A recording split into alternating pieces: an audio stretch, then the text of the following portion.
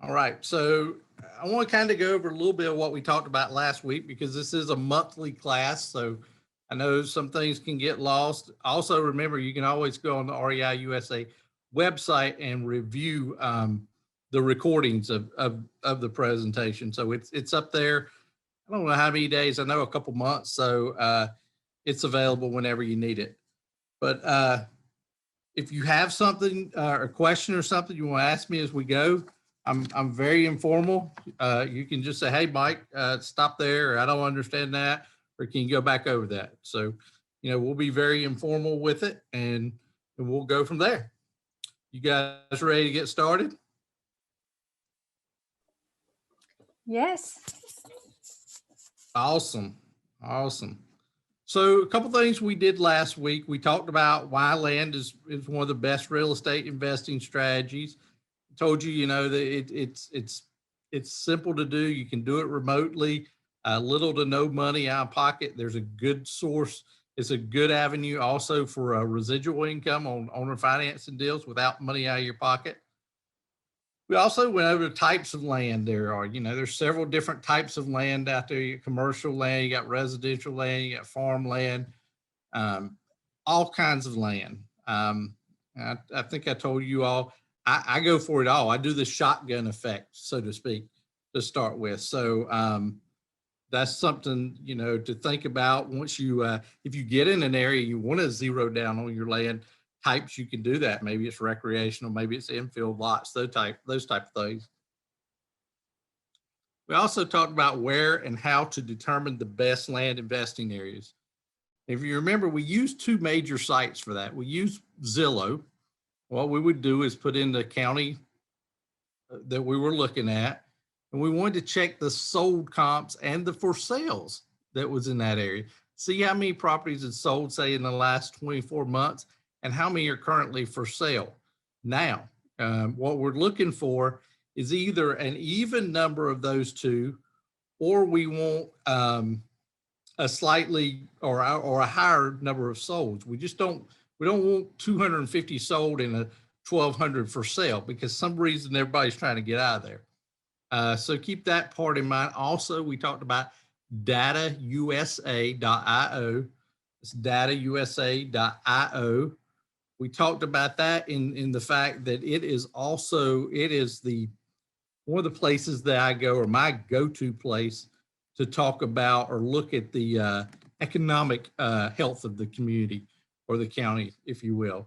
Gives you a lot of good data, the poverty rate, the growth rate, average salaries, average age in the county, those sort of things. So good data in determining the areas to invest in. Then we talked about steps in creating your official business, creating an LLC, getting an address, things like that. Being a real business. If you want to do this, let's do it right. Let's be a real business. LLCs, depending on where you're at, obviously, most states are relatively cheap unless you're in California or somewhere, then you're probably paying a lot. Business communication system. What we meant by that is email things, receiving mail, receiving calls, making calls. How is that going to be handled? Website interaction, things like that. That's the communication system of your business. You want to you don't have to have everything done to start. The biggest thing, if you're mailing out neutral letters, you just need a number that people can call you and say, "Yeah, I want to sell my property." You can, as you get properties under contract, you can expand on that and get you a for sale site in and things like that. Also talked about obtaining and cleaning a mailing list. Talked about several ways to get a list. Sites like Agent Pro 247 is a list source. You can go to the county. I like going to the county. That's typically your best option in getting that. You can call the county tax assessor's office. Sometimes you have to go through mapping. It just depends. But I like getting the county list. It's the most up to date.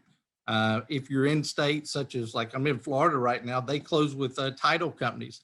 Some title companies will give you a list. And what they're wanting to do is get your business on the back end.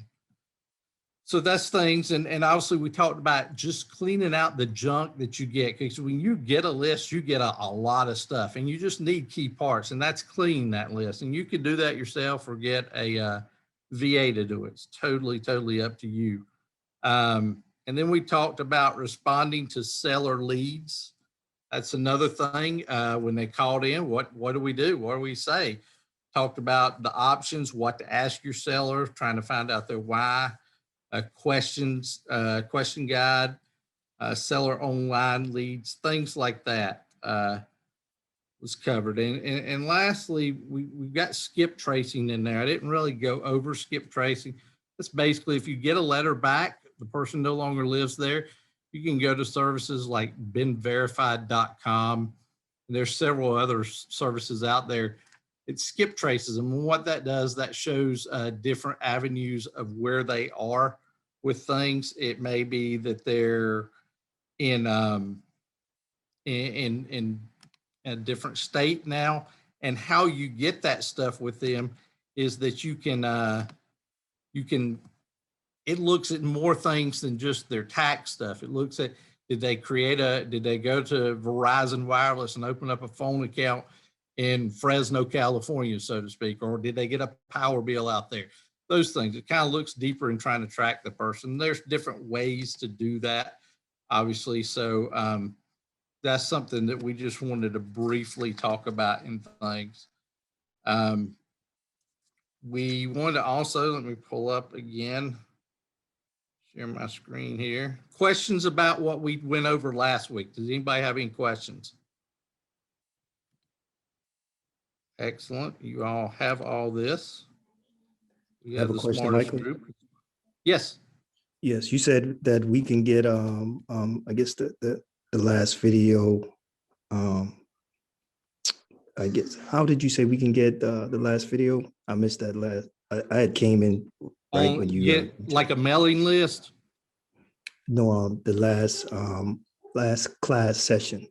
The last class, you can go in on if you're an REI USA member, you can go in on that site, and it's got past presentations. It's one of the tabs in your dashboard that you can click on and get that link. If not, shoot an email or question on the tab for questions to get that, but it is available. And it just look under classes or super groups and things like that, but you can find it in there.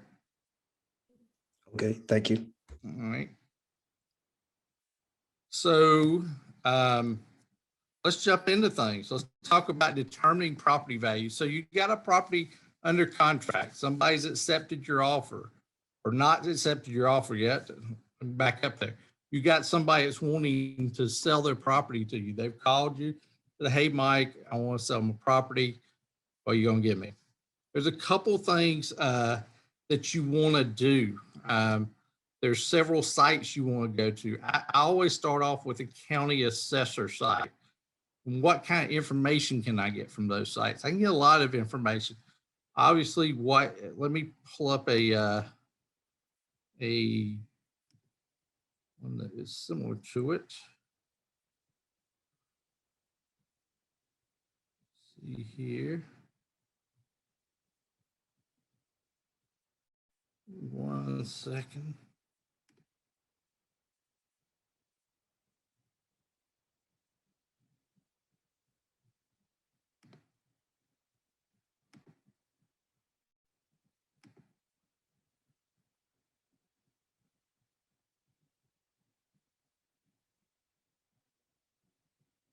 Looking for the page that I want to show you.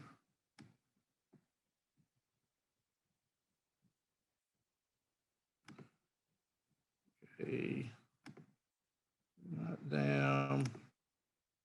This up. Yeah. Now I can get you here. All right, sorry about that. So what I did is I took just a random one of our older files that we went through at some point in time in our stuff and made an offer on. Honestly, I don't think we bought this one. I can't tell you for sure. I don't remember. I've slept since then. I know we don't own it now, at least. But basically, this is Burke County. I just pulled Burke County, North Carolina. It's kind of the edge of the mountains. It's an area we had worked at one point. And where I got here from that is basically, if you Google like Burke County GIS, that's how I got there. And I clicked on this site right here. It brings me up to that. I can accept it. But what I did also is I went ahead and pulled a property summary of one of those properties. And it tells me a lot of stuff that I can look at here. Let's look at it. PIN, that's a property identification number, or the APN, sometimes called, or the read numbers. Two different ways you can look up property here. This shows us the property location address. This is our owner. So we want to make sure that our owner matches up with our letter that we've got.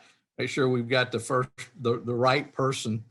This county website is pretty easy to work, and I do encourage you to look at all county websites before you go and pull lists and things to make sure it's a user-friendly site. There's some that can be very, very difficult, and especially starting out, that's very frustrating. So we know it's in the Linville Township land class. It's vacant. Here's a key thing is acreage is 1.26 acres. That's obviously important to know. Next thing is transfer information. You can find out when it was last sold. And this was July 8, 2004. So this property is what, 16, 17 years ago from when it changed over. 32.5 was the price. 2004 properties were really kind of in a good area, good place right then. The market was pretty good and climbing at that point. So that may or may not play a value. If you notice, today's appraised value is 58.8. And that's what I look at. Some counties, and I don't think this one does it so much, some will do assessed values versus appraised values. So that's something to think about. This also has a lot of other information on it that we can look at. For example, buildings. We know there's no building on it. Is there any improvements? No improvements. It's land, obviously. R1 zone residential 1. It's vacant. They've got this broke up a little bit. Not sure why they've got that broke up like that, but they do. It could be that maybe some of it's usable, some of it's not. If you want to see the deeds, the sales, usually don't have a photo. Tax bill, that's something you want to check also, is finding out if there's back taxes owed on the property. And I'm not getting deep into that, but getting into back taxes, seeing what may or may not be outstanding on it. Let's just see here, see if we can get to this one right quick. Because keep in mind in your offer, the way, at least the way I've set mine up is I'm going to cover any back taxes for them. And here's where that comes into play really big. For example, we had a property that we just picked up. We could offer $5,000 for the property and it made sense. They owed $2,500, let's say, just even number, in back taxes. So rather than paying them $5,000, then me having to pay $2,500, that makes my, $7,500 I owed. I didn't want to do that. So what I did is I backed my offer up and I offered $2,500 versus the full $7,500. Does that make sense to everyone? I don't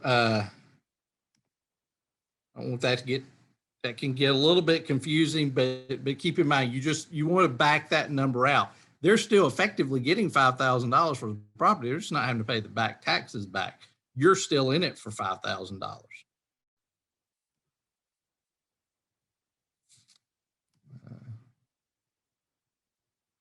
Go back to the screen. Let's accept this. Show that again. and search. So I can search different areas. Let's go back to this property. Let's just search it by the read number. It's just a shorter number, easier to do. So I copy that number, I come over here, put that number in there. Let's hit search. And what we have down here is the property taxes. Looks like they're all been paid up. Got the check marks. They haven't. They'd have a red X, the bill. $15 is what they had to pay on it. So, no, it was that. Maybe they're out that $543. What it was taxed on it. So that gives you the key thing there I want to see is that they've paid their taxes. And in this case, they have. So that's my key thing that I want out of that.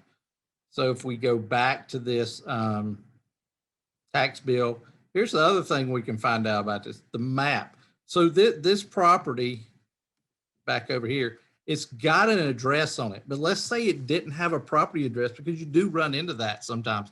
Property just doesn't have an address. Well, how am I going to know where it's at? If it's on Fair Oak Drive, well, Fair Oak Drive is a 10-mile road. I mean, it could make a difference. So like I said, this one does, but let's just look at the map itself, which is not going to let me pull up because I've probably already got it up. Okay. So let's enter that read number. I'll show you what really comes up when you click that. So what's coming up right now, as you see, is a bunch of squiggly lines and things that we can see in outline. So the first thing I want to do, because I'm a visual person, I got to see what I'm looking at.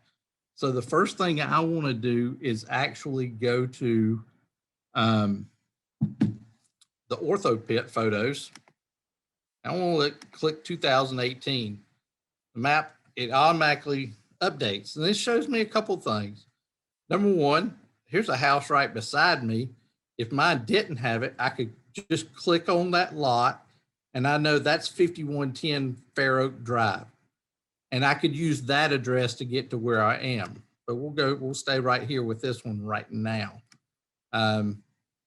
This shows us same thing as the other page does. This just gives us a view of the area. Now, just judging by what I see briefly here, not looking deep in it, I mean, there's some nice homes here. So this is a good area, obviously. So that's, you know, I'm interested in this. You know, this could be a good find for me, if you will.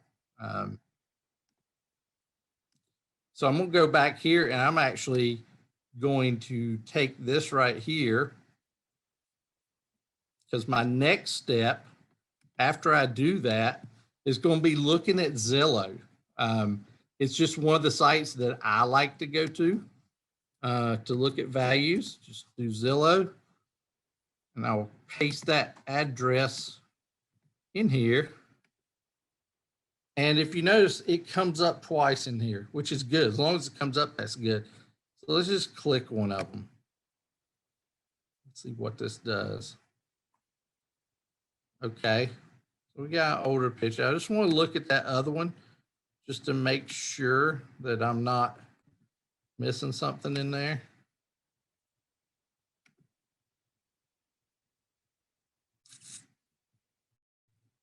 All right. So means it's got a couple things. So here it is right here. It's for sale. So we look at it, it's actually on the market right now for $52,000. Keep in mind the assessed value on it was, what was it, 58,000? So, and you get this. I'm actually glad this one's for sale. A lot of them are not, but you get this. It doesn't change what you do. What they want for it, what that realtor's got listed for, means absolutely nothing to me, because I run my numbers off of what my numbers are. So keep that in mind. So when I look at this, there's a couple things I want to do. Number one, I want to look at the pictures they've got. Looks like this place has a pool. Probably if it's not a gated neighborhood, it's got an HOA. Looks like it's close to the lake. got some boat slips, things like that. This also gives me the opportunity to scroll down here and look a little bit about it. Now, one of the things that I love about this is this right here. Time on Zillow. So it's been on Zillow 78 days, about 2.5 months. It's had 150 views, so it's not too bad. I'd like to see more than that, but it's not too bad. If we look at the description, build your dream home, beautiful South Point community. So I know it's South Point. Obviously, I know that. There's a clue right there. On Lake James, that is a lake in Burke County. Very beautiful lake. I've been on it. But it also tells us there's a community boat slip with it. So that could add value. Boat slip's going to obviously add value to its community pool, short drive to Morganton or Asheville. So there's some good data information there. I can come down, just kind of looking at things. Add it there. So this is interesting. When you come down to price and tax history. So 1921, it was listed under as a pending sale. So I don't know if it's sold. But what I like to do also is how many times it's been listed. Look at all these different times. In 2020, it was listed for 54, for 65.9. 2019, 55. What this tells me is these people are motivated sellers. Now, I may not be able to get to their price, but they are motivated in wanting to sell it. Angela, you got one of those right now? Good. Hopefully this will help. So they are motivated, and again, don't let. And I've seen people let that happen. It's don't let that number that's on there. It's irrelevant to you because it's what works for your deal is what we're going to look at. So let's look a little bit further at it. So after I've gathered what information I want off of this, and they did a price cut here recently, I can X out of that. And I can start zooming in a little bit. There's my property, 52,000. Now I want to see a satellite because I'm a visual person again. And what we're looking at now are just properties for sale in the area. So some of these lakefronts, if they're that high, you know, they're lakefront lots. So mine's back here, 52. Here's one for 58. And I look at these also. Some people say, well, comps, why are you not looking at for sale comp or sold comps? I do, but these are also my my competition. This one's interesting. It's smaller than mine. Mine was 1.26 acres. Look at this. This one's 0.87 acres. And they just raised the price February 15th, $13,500, which is very interesting. Again, it's been on the market 78 days. Same person probably has it. HOA dues include Dry Creek walking trails. HOA dues is another thing that sometimes you can find out a little bit more about. Like for example, HOA dues here, $1,410 annually. Now I will tell you, HOAs in some markets are fine. And I know for this county, the HOAs people don't tend to like. So that's probably going to make me be a little bit more reserved on my offer amount. But that's what I'm looking at, is that part. So what I'm going to do is, so I got a $58,000 one. So let's go look at the real numbers. Let's go look at some sold comps, see what's sold in that area. And there's a lot of sold stuff there too. Let's look at this. Now this is Fair Oak. This one nearby.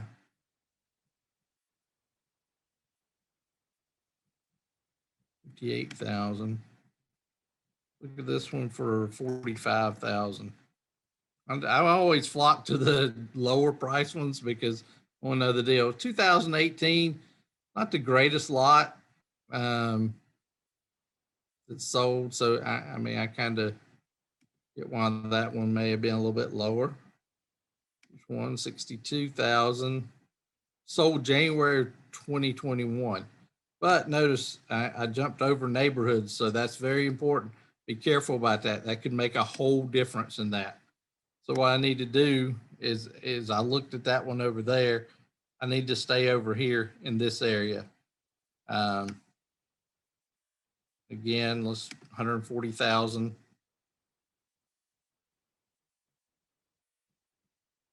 Sold in 2019. And look at this down here. Sometimes it will tell you, now this one doesn't. Sometimes you can figure out how long it was on the market. But this one, it just shows the sold date on it. The $45,000 one, 1.46 acres. Let's see if it told what, how long it had been on the market. Yeah.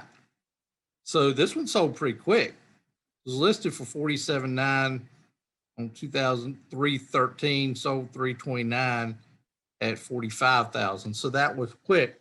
It's a little bit older comp than I like to use, but with land, you can go back further in comps. You know, with houses, you really only go back 6 months. No, definitely not more than a year. With land, you have the flexibility to go back further because the price values doesn't change that significantly that quickly.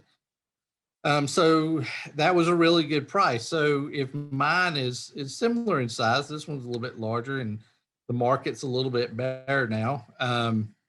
It could mean that you know the property value the county has, 58,000, may be relatively close. I always like to know that.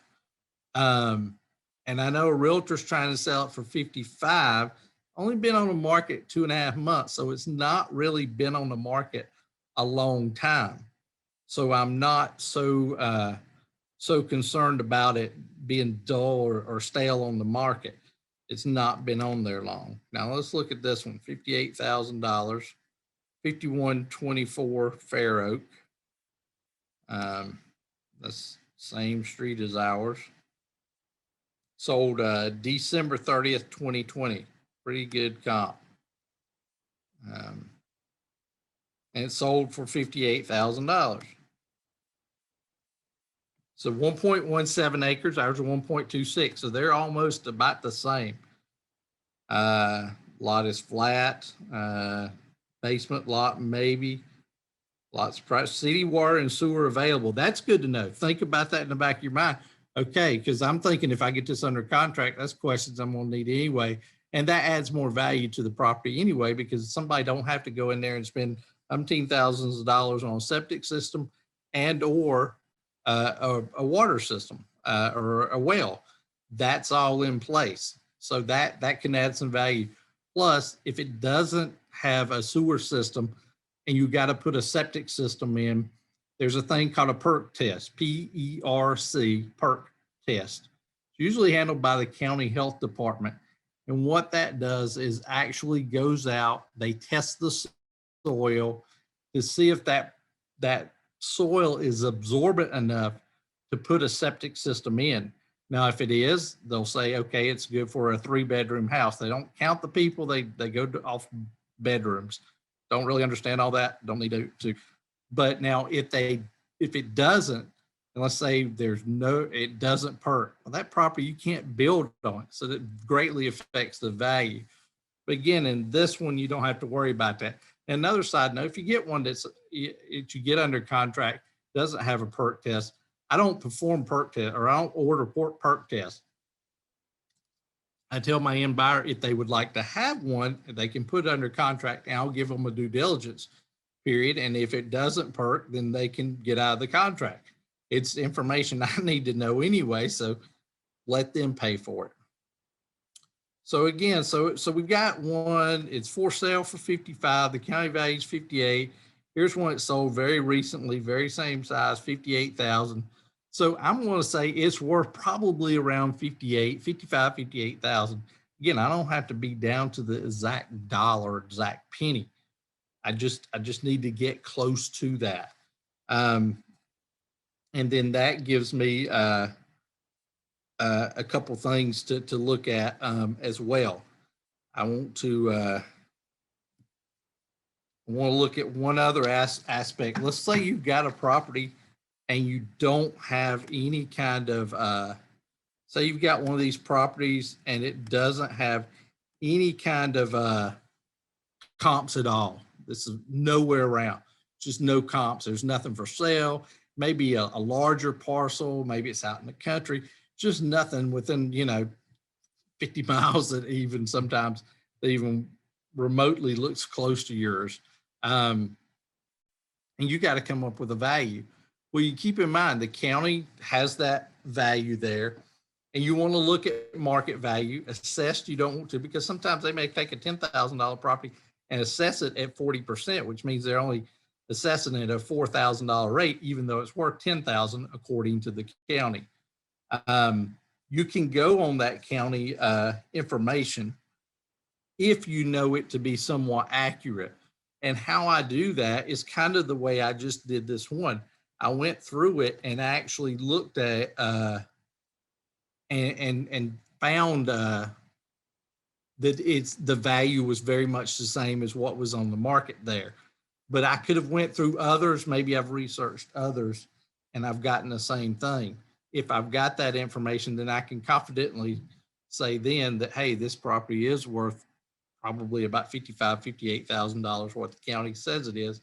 And then I can make my offers based on that. If I look and see the county numbers are off, say 10%, then it may not be worth 58,000. It may be worth closer to 52,000. Just make those adjustments. So what am I going to offer? You got to talk about that. So how do I make my offer? So I'm going to show you a unique way. This is the Mike Mckenzie style way of looking at things. I back into deals, just what I do. Some people like it. Some people think it's crazy.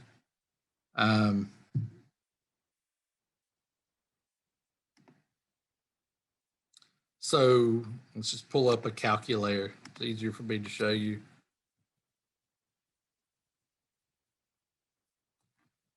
Tells me if I can do. So let's go with this one. It's worth $55,000. Let's just say it's worth 55. So I want to take this property, $55,000. Now, what I typically do is I'm not selling at retail prices because I want to sell my properties quicker. So I want to be under that value. So what I typically think of my landing area, if you will, is about 25% of that. So I want to be selling properties at 75% of their value. So to get that, I can simply subtract 25% off of that 55. It gives me 41,250. So I hope to sell this property around 41, 42. Now, if it's a hot area or whatever, it doesn't mean that I got to start there. If I get it under contract, I may want to start at 49.9. It's still under market value of 55,000. It's just a landing area for me that I'm comfortable. Again, I'm not trying to get zeroed in on numbers. So from this number, I need to figure out, well, what am I going to offer? What makes me happy on this? And percentages is typically the way you look at things. I will say if you get in a higher property, percentages can be skewed a little bit. Then you need to look at dollar amounts, and we'll look at an example of that. But let's look at this number here, 41,250. Typically my highest and best is about 40% of the value of that property. So in this case, 41,250 of the value that I'm going to sell it for is it's going to sell at that. So I can take and multiply that times 40%. It gives me a 16.5 price. So that's probably going to be actually, if this property was lower, the percentages would be a little bit different, but that's kind of where I want to be on this property. So I may start off a little bit lower, or I may go in right at it if it's a real hot property. Here's the thing. Let's say I go in at 13, they don't take it, and we're going to get in first and second offers here in a little while. Say I get a second offer and they don't take it.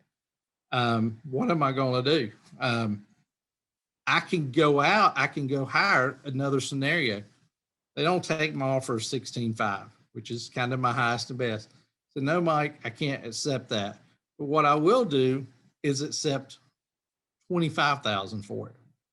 So 25,000 is 9,000 basically over what I want to pay for it. But then I get to this number, this 41,250. So I'm hoping to sell it around 40,000. And they want 25. I would probably give them the 25, and I probably would even go a little bit higher than the 16.5. There's not a textbook response to making offers. Make what makes sense to you. I'm thinking in the back of my mind, okay, I think I can sell it for around $40,000. I pay 25 for it or get under contract for 25. Let's say worst case scenario, it's just not selling, but I find somebody that's going to offer me 10,000 less. They're going to offer me $30,000 for this property. Well, is a $5,000 profit better than no profit? Obviously, I want to make more profit than 5,000, but I'm not going to run from $5,000 profit. The deal still works at the end of the day is what I'm saying. So think about those things. Now, one aspect, and we're going to I'll show you a couple of these different scenarios to get you a better idea of it. A lower price property, let's say one's worth $15,000. That's the retail value of a property. Again, I want to take 25% of that, brings it down to 11,250. That's what I hope to sell it for, around 11,000. My numbers are tighter. The lower the value, the tighter your numbers are. So if I take 40% of that, it's going to bump me in at 4,500. So I'm only looking at about $6,000 or $7,000 profit anyway. I probably would start my offer probably closer to the 3 mark, maybe in the 2 somewhere. But I could go up to 4,500 if I needed to on the offers, and still it's a deal. But just look, there's not as much margin for error when you get into those numbers. It's a tighter deal, so that's something you got to think about. At the $55,000, $60,000, I had a little more wiggle room if it didn't work, whereas I don't have quite as much with this. Same thing with, I always like to use the $100,000 one, because you may get a property worth $100,000. Well, if 25% of that, again, $75,000. Okay, be great. But now if I do 40% of that, that's $30,000. Now I'll be honest, I'm not saying it can't happen. The chances of people selling that $100,000 piece of property for $30,000 will be pretty slim. I'm going to try to sell it for $70,000, $75,000. Probably will try to start a little bit above that. If I have to pay $40,000, $50,000, $55,000, it still could work. I paid $55,000 and I sold it for $65,000. It's a $10,000 payday. I'll take that all day, every day. So it still works. So keep in mind, look at your not only percentages, use the percentage as a guide. That's why I tell everybody, if you use your percentages as a guide, that will help you in looking at the cash on the deal. Then you can say, okay, well, I can adjust that a little bit because there's more wiggle room at that price point, and I can go up on that price point. So think about that. Look at percentages first, and look at the cash on it, or what your actual dollar profit is. Those things will help you out. Back to share this. So we've talked about the county assessor sites or GIS site. I like the GIS site. Sometimes you can get through it through the assessor site, or you can go directly to it. And the best way to do it, if it's whatever county, if it's Highland County, Florida, I look at Highland County Property Search or Highland County, Florida GIS, things like that to find out. Just Google it. Google makes things a little easier. We looked at actual comparable comps on Zillow, but there's others out there. You can maybe look at Trulia, maybe Realtor.com. My go-to is just Zillow. It doesn't have to be. If it doesn't come up in Zillow, I may have to look at a neighbor's address, see if it comes up instead. or I may just Google the address and see if I can come up, because it may have to be a quirky way for Zillow to recognize it. Again, we also talked about what if there are no comps? What do we do with no comps? Well, we go to the county assessor site and look at the assessed value versus market value. Remember, we're looking at market value, what it's actually worth, not what the county is assessing it at. If the values are close to what you've compared to others, then you know basically what it's about worth, or you may need to adjust those numbers a little bit. So that's something to think about as well. So think about those aspects. So we've determined the value now. Now we got to make an offer. So what I got going on here? Okay. So how do I make that offer? There's a couple ways you can make offers. And let's just go over all of them. You can make it over the phone. I don't really recommend this because it's easier for people to say no. Here's the pros to that. If you're on the phone with somebody, you're building a rapport with them. You get a connection with them. That always goes somewhere. I'm a phone person. I love to get people on the phone. My business is at a point now I don't get to be on the phone like I want to be, but it's because I've scaled my business. That's a pro to it. You're building a rapport. You can also get their initial reaction. And you offer me $16,000 for my $50,000 profit. You're crazy. They may hang up on you, may tell you to walk off a bridge. They may give you a few choice words, whatever. Let that roll off your back. That's irrelevant. I look at it as comical. It's just a business. It's a business thing. Now, sometimes if they're wanting an astronomical price, say it's a property like that, and they said, "Oh, I want 55,000." I may say, "Well, Mike, I understand you want that, and I'm in a real estate investing company. I buy at discounted prices. There's no way I could do that, and I don't want to insult you with what I could offer you, because if I was going to make an offer, it's going to be probably in the $16,000-$17,000 range." You see how I put that out there? I told him I didn't want to insult him. I didn't want to give him an offer. But what did I do? I gave him an offer of $16,000 or $17,000. That's going to be in his head. He's going to think about that. So that's an avenue. Think about that. That gets him a number out there. He may say no, may hang up, but in the back of his mind, that number's there. He may work on it a little bit. Cons to the phone offers. Your buyer doesn't physically get to hold an offer in their hand. There's something about holding an offer in your hand. It's a psychological thing. It's also easier to say no. Now, how many times a telemarketer call you wanting to do something or set up some appointment or something? Isn't it easy to say no? It is, especially on the phone. Mailed offers. Mailed offers is probably my most favorite way. The pros to this is they hold that offer in their hand. So the seller actually holds an offer in their hand, and they're going to look at that offer. They're actually holding a real offer in their hand. And I'm looking at it. What is this? So they want to give me $16,500 for this property. I'm holding it in my hand. So that's a big pro to it. A con is you don't get to see their initial response when they're opening that. Offers you get back from, you may they may send it back with a number one sign and not this number one sign on it. Sometimes you get that. But so you don't get to necessarily see their actual initial response. So you don't know, am I close, am I not? And we're going to get into that, especially with second offers later in the other sessions. But that's something to think about. Again, I like that aspect the best. Back here. So we talked about phone offers, mail offers. We also have email or electronic offer. That's getting more popular here lately.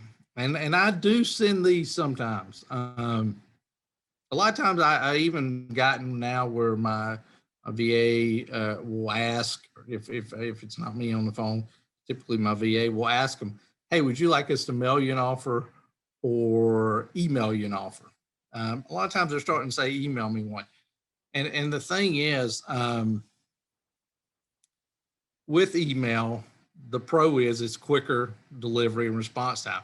Somebody else happens to be in that area, they've accepted your offer, you're going to get a contract out to them right away. Create that email and send it right out. I don't, I get that out quick like that. The cons are seller is not holding the actual offer in hand again, and it's easy to delete an email. So think about that. But get them an offer out. If they ask you for an offer on the phone and you don't want to go the phone route because you think the cons outweigh the pros, you don't want to go that way, just tell them, hey, look, I'm going to look at it a little bit deeper. I'll send you an offer in a few days or in the coming weeks. That way, if you're getting a bunch of offers, it doesn't say, well, I've got to get that thing out by Wednesday, 5 p.m. No, I don't. I didn't give them a specific day. Now, I don't want to drag my feet until next week if I don't want to, but I want to, get it out as quickly as I can. Now, for me and my business, all offers go out on Friday, and I'll talk about more about why I do that. It's just an easier way for me to look at things. So if I make an offer to you on Wednesday, I'm not going to mail it out till Friday. Now, if you want to email to you, I may email it sooner than that.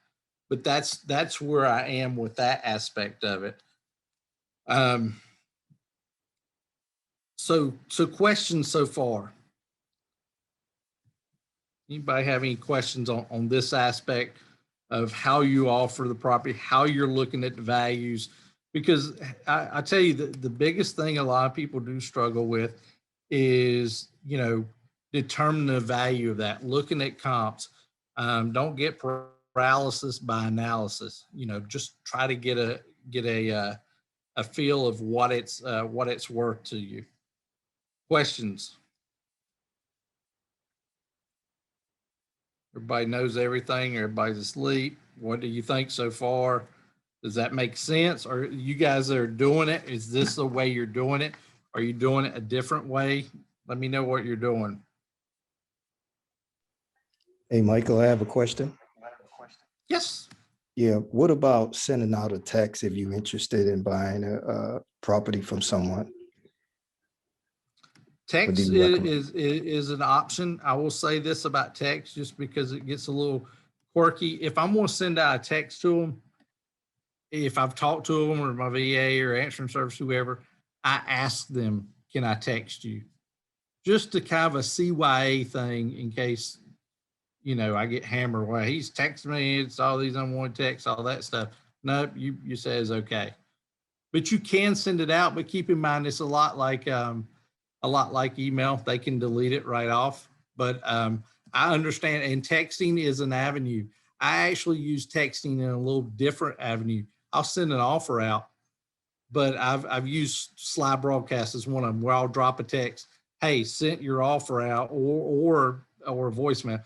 Sent your offer out today. You should receive it in a couple of days, maybe a week away. You should have gotten your offer now. Don't forget to sign it before the 2-week deadline. We'll go over offers a little bit. And then at the end of the expiration period, then I may send it again. That makes sense? Yes, make a lot of sense. Okay. Other questions on getting the offer out?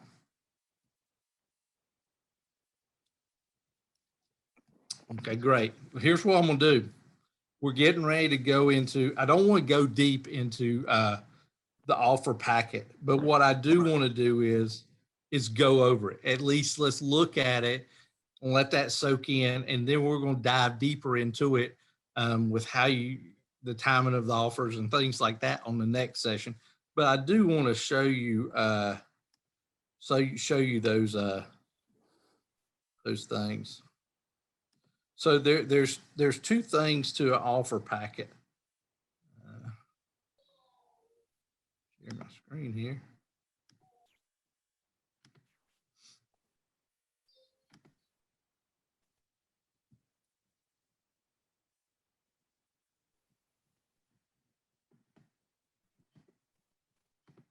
Okay. First offer contract packet. A call it first offer because you may be making a second offer, could be making a third offer. Here's what's in that packet. It's going to be the cover letter, and I'm going to show that to you. It's going to be the contract or purchase agreement. It's also got the length of the contract in it. So let's look at the first offer cover letter.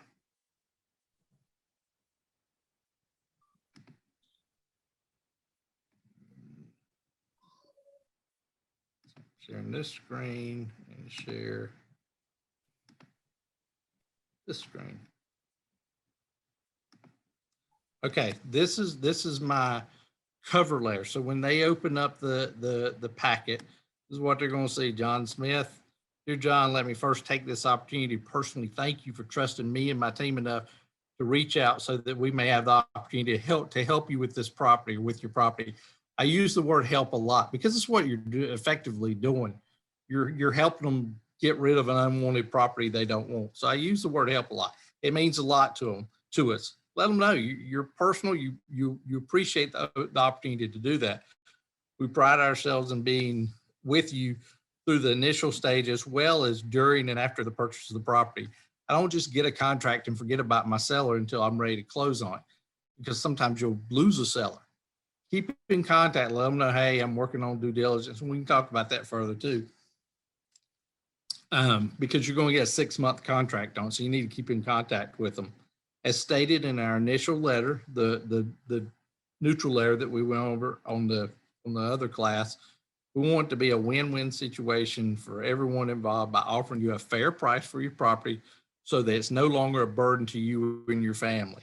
Remind them this property is a burden. It's a pain to you right now. You got to get rid of it. And then we go into what we look at. We're kind of preparing them, preparing their mind. We're managing their expectations, if you will, what the offer is going to be. We look at many things, including location, size, access, utilities, any improvements made to the property, et cetera, when determining what we can offer for the property.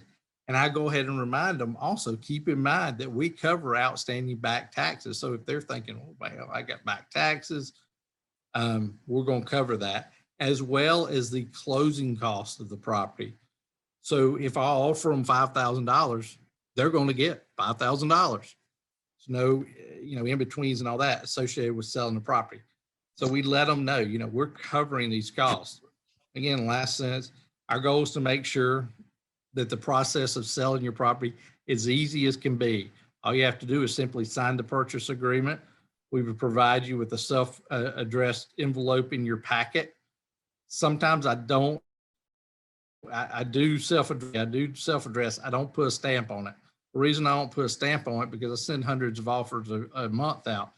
And if I only get, let's say 10% of them accepted, I've got 90 other stamps out there, 55, 60 cents, whatever they are now, sitting out there that's just wasted. So the least they can do is put a stamp on it. But I do give them a self-addressed stamped envelope. And I do that because I want to make sure it's addressed back to me and it comes back to me. If you prefer, you can sign it, scan it, and email it directly back to me. I give them my email address. So that's an option also. As soon as we receive it, we'll get to work completing the work needed to complete the transactions. If you have any questions through the process, they can call. So they got a call number and they got my email number or email address. No reason they shouldn't be able to reach out to me. So, and again, that's the cover letter. They don't even have what it's worth yet. Let's see here. I got one question I want to answer. How much value percentage-wise does power, septic tank, and well add, such as burnout property and demo has been completed? Okay, so if I know that it's had, if the seller tells me that it has that stuff, then it could be 20%, 25%, maybe even more than that of extra value I'm willing to pay. It could be 30%. That's just a ballpark. It's going to weight in there a little bit more. Sometimes you don't know, so you can't put it in there. But yeah, it does make a difference. and you say burnout property and demos being completed. I love that, the fact that you put and demos being completed, because sometimes you get them and it's not really completed. One thing on those right there, I would suggest that you do is go back and look at the what company is, or what is it? My mind's lost. It basically make sure there's no fines or levies on the property. Code enforcement, that's it. Contact code enforcement. Make sure, I know that we had something similar to that, and code enforcement had levied a bunch of fines on it. Now, if they do levy fines on it, it's not the end of the world. You don't want to pay all those fines. A lot of times you can negotiate with the county or city to reduce those significantly and think about them in your offer, or to do away with them, because at the end of the day, they want the place cleaned up or something else put on it. So it's a tax base for them, not just a vacant lot or a trashy lot. So I hope that answers your question on that. But it's a very good question, because it can add some value to it, because a septic tank could be $5,000, $6,000, $7,000, $8,000, $10,000. A well can be anywhere from $5,000 to $25,000. Just depending, you never know. It's a crapshoot, when you're going to hit water. So that's something to think about as well. So I hope that helps that. I want to look at the actual contract itself now.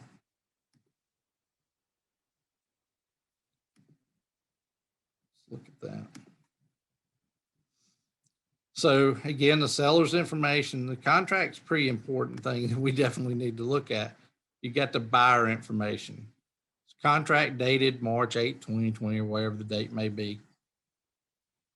Buyer agrees to purchase from the seller the following described real estate. Purchase price of $10,000 on this particular one. Notice I have the parcel ID number. This one I have the legal description, should say short legal description.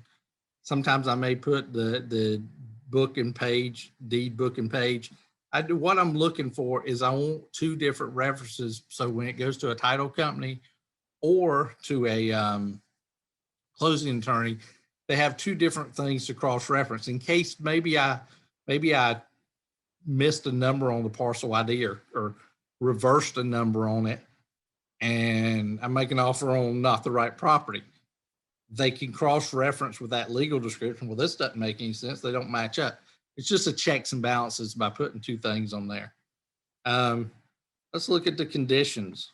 Property sold as is condition, no warranties. Seller make buyer aware of any known fact value of the property. That's like if what they should tell you is if there's been a chemical spill on it, you need to know that that's going to affect value.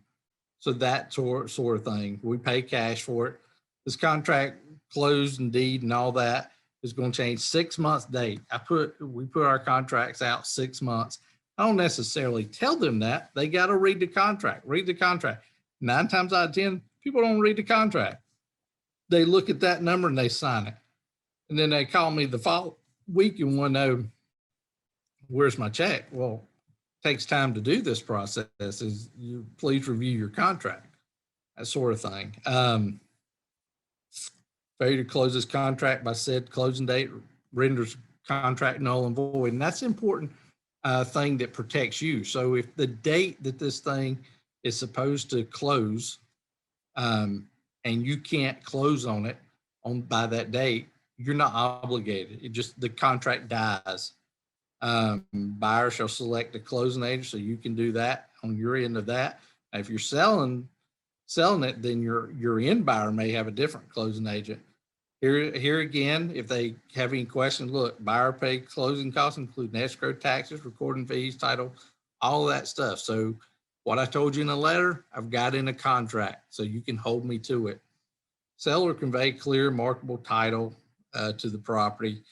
This offer will automatically expire. I put 2 to 3 weeks out from when I send it because the mail's a little slower now. And I want them to have a little bit of time with it at 5 p.m. Eastern time for me. If it not accepted within that time, this offer can only be accepted by seller in writing if postmarked on or before the expiration date. So what this does is it creates a sense of urgency. oh man, this offer is only good for 2 weeks. I got to go ahead and sign this thing and get it back to them. Whereas if I didn't have that, 6 months down the road, they say, oh, well, I want to sell that property. The market may have changed, may have not changed. And they send it in. I may not want to pay that price now for it. Either way, even if they did that, I still can get out. I don't have to close on it. But that's just to create a sense of urgency to get that contract back. The agreement is binding. This is legal jargon. And then you get the seller to sign it. And of course, I would sign it as a manager of my LLC. So that is the contract. I don't want to get any deeper into what all the contract packet is, and things like that. But we can look at a little bit deeper last time. I'll go ahead and tell you what the contract packet is. I send usually in a 6x9 manila envelope, 4.5 by 9, something like that. I put 2 copies of the contract in there. I put 2 copies of the contract because I want them to keep a contract copy and I'll keep and they can mail one back. They'll have one for their records. I also put that self-addressed envelope, no stamp on it, just self-addressed, my address on it. So all they got to do is put that in, put a stamp on it, and send it right back to me. So they get all that. If I use that small manila envelope, I can still get by with only 1 stamp on it of sending it out. So it doesn't take multiple ones. So that's what's in my packet. Again, just the cover letter. So cover letter, 2 copies of contract, and I go ahead and sign my contracts because it doesn't hurt if I sign them. It makes it look more valid and more real if I do sign them. And then that self-addressed envelope back to me. So that's what you've got in the packet. I want to stop there. I don't want to get into something deep. It's a good stopping point. We can jump on and look at other things and get deeper into it on our next session. But I want to give you guys a little bit of time. What questions may you have? You can just tell me what questions.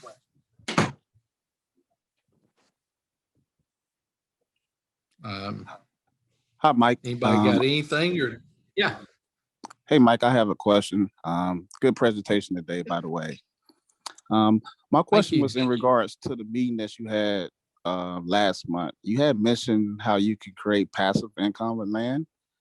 And I wasn't for sure if you was talking about doing that through like solar land, or I'm not sure how you can actually make passive income through land. So maybe I'm kind of jumping ahead. Maybe this is something further on down the road in one of your presentations, but I was just curious of how you can make passive income with land. Yeah, we are going to get into that very deep as we go. But I'll tell you that the easiest way is that owner finance a lot of land deals. And by owner finance, and what I mean is a lot of times, about 90% of the time, I get as a down payment what I'm paying for the property. So let's say I'm selling it for $10,000 and I bought it for $2,500. Well, if they put $3,000 down, that covers my closing costs and all that. So every month they make a payment, that's pure profit for me. Does that make sense? Yes, that makes sense. And the cool thing about that, if you get enough of those going, it will literally run your business to where you're not having to chase that next deal. Awesome. I have a question. Yes. Have you ever sold any commercial property? I have. It's a different beast altogether. What are some of the, I was going to say, what are some of the things, the challenges versus with residential? Depending on the commercial property, it may be a long-term contract that your end buyer may want. For example, let's say Walmart or somebody wanted to buy, or just a convenience store, whatever. They've got to go. What they're going to probably do is try to get it under contract with you. Then they may have to go to the city and say, look, I need approval to build whatever it may be. Okay, you got that. Well, I need site plans. Okay, well, you need to adjust that. It can take a year sometimes for that to happen. So where it comes into play is if you don't own it, you've got that contract on it. it can get a little sticky because it may go beyond your time. Now you can re-up your contract, but it gets a little sticky. I don't run from them. I don't necessarily go looking for commercial properties. I'll handle them if they do come in. They're a little bit different to comp out also, because depending on what it is, if it's commercial that's making money or what it is, you have to look at different things. Like loopnet.com is a commercial selling site that I look at if I'm looking at comping commercial properties. Okay, LoopNet. LoopNet, LoopNet.com. Okay, thanks. Yeah, anytime. Other questions? Hey, Mike. Hey there. So I know that you mentioned that you will talk about how to find a buyer later, but can you please give me a quick summary of how to approach it and find a buyer for the land we have? I'll give you the Cliff Note version. You're going to want to market that, and when you're making that offer, it should be in the back of your mind. What are my exit strategies for this? Could it be an owner finance deal? Could I sell it outright? Who's probably going to be my buyer? Is it going to be a recreational buyer that's going to go put a camper out there, ride SUVs? Or is it going to be a family that's going to build a home on it? Maybe it's a more expensive thing. They're going to pay off that land and then build a home on it. Something like that. Then you got to market it. Now, 3 key places we'll market, and we get into them. We're actually going to build ads on here. We're going to build a live ad. But Facebook Marketplace, Craigslist, and Zillow, that's the top 3 that I always put it. I have a selling website. Obviously, it goes on that as well. And then if there's some unique, maybe there's some unique places to market property within that county. Maybe it's a little, I know in one county we had one that was a little swap and shop, mom and pop little news thing that we put it in. And that's how we sold it. It's just a big thing then. But you look at those things and aspects, but those are the 3 key places: Zillow, Craigslist, and Facebook Marketplace. And the cool thing about Facebook Marketplace, if I list a property, let's say in Florida, I'm a member of probably about 15 different investor groups here in Florida that people that's buying property or looking for property. Well, I can click on all those things before I post my Facebook Marketplace one, and it's going to put it in all those sites, including Facebook Marketplace, by the click of one button. So when I do that one, I'm literally putting it in 16 different places by the click of a button. Now, another thing is I have an ad copy. I use the same ad for everything. Doesn't matter if it's a Craigslist or Zillow ad. I'm copy and pasting the ad. I'm not creating 3 different ads, if you will. No, okay. You see. And how about the wholesaling? So is it, as a wholesaler, am I allowed to put those lands in Zillow or Craigslist? Yeah, you want a good, you're going to want, and again, we'll get into it, but you want a good catching thing. Maybe, you're looking at selling it for 25% of market value. That may be my thing. Great lot to build your dream home at 25% of the value of the property. Buy it today for less than 25%. Some call to action words, and we'll talk about call to action words as well. Okay. All right. Yeah, great. Thank you. You're welcome. Other questions? If not, I did this last time, I do it again this time. If you all want a phone call, usually I'm on a lot of them. Sometimes if I'm busy, my team member will do the call, but I try to be on, especially if I know they're coming from you guys. I try to be on. We'll do a free strategy session with you. If you got your business, like you were talking about your properties for sale, we can do a strategy session. Call us, we'll do a one-on-one, where that way it can be something more customized to you. Also, we'll talk about a 30-day action plan. We'll give you an action plan to put into place over the next 30 days. Again, that's free. You don't have to do it. We're going to go over a lot of this stuff anyway here, but it's an opportunity. All you have to do is go to the website, startinvestingwithmike.com. It will prompt you to set up an appointment to where we can talk on the phone and see where your business is and what kind of custom plan we can do for you. And again, like I said, I like to be on because this is my why in life. You know, I talked about this earlier at the mastermind I'm at now. I do this because I can buy and sell property all day long. But if I can give back to you guys or someone to help you grow your business, that's what helps me sleep at night. Obviously, I love selling the property because it feeds my family, but this is my passion. So if any of you want that, definitely jump on that site, click on it, and we'll get you a strategy session pretty quick. You know, if you click on it, do it today, tomorrow, whatever, we'll probably end up talking to you this week. So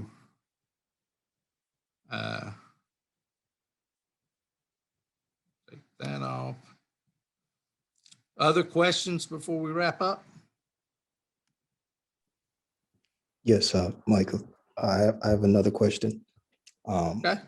How much you recommend actually to start your own business in cash you should have? Land? Yes. I always tell everybody the biggest thing is let's say you have to spend a couple $100 for your LLC. The biggest thing to be successful is you want a marketing budget. You got to have it. If you don't market for properties, you're not going to get them under contract. Anywhere from $500 to $1,000 would be ideal to start off a month to do marketing. Now, let's say you told me, hey, man, I only got 300 or 250 to do. Well, that's fine. Let's take what you got. There's ways to maximize that mailer to get as many mailers as possible for that amount of money. But you got to have some sort of marketing budget. Again, the more the better, but it doesn't have to be an astronomical amount. Okay, sounds great. I definitely will book a consultant with you.